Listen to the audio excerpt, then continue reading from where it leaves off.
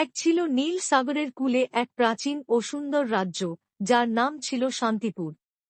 সেই রাজ্যের রাজা ছিলেন ধর্মপ্রাণ, আর তার একমাত্র পুত্র রাজকুমার উদয় ছিলেন যেমন সাহসী তেমনি দয়ালু।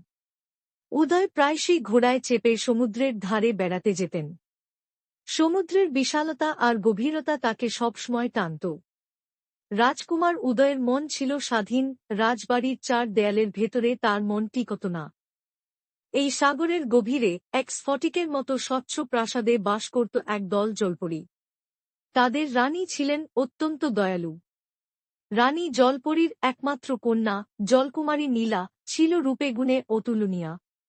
তার চুল ছিল গভীর সমুদ্রের শ্যাওলার মতো সবুজ, আর চোখ ছিল আকাশের মতো নীল। তার কণ্ঠস্বর ছিল মুক্ত ঝরার শব্দের চেয়েও মিষ্টি।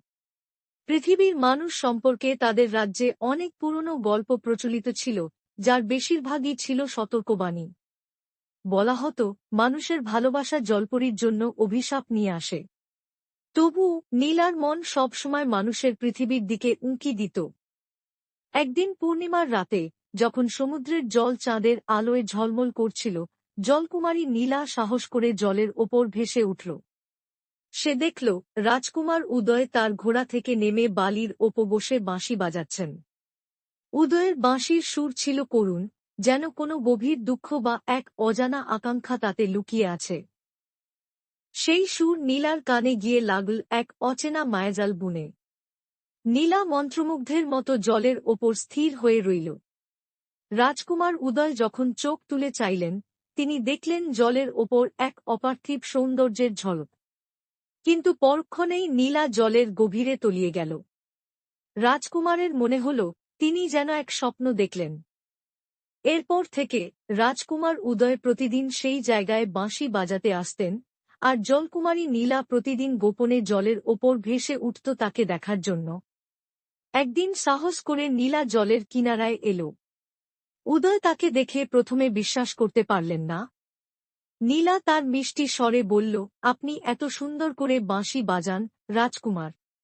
আপনার সুর আমার মনকে গভীর সমুদ্র থেকে উপরে টেনে আনে। সেই থেকে তাদের কথা শুরু হল। তারা একে অপরের কাছে তাদের জগতের গল্প বলতে লাগল। উদয় জানাল তার রাজ্যের কথা, তার স্বপ্নের কথা। আর নীলা জানাল তার স্ফটিকের প্রাসাদের কথা, সাগরের রহস্যের কথা। ধীরে ধীরে তাদের মধ্যে এক গভীর ভালোবাসা জন্ম নিল।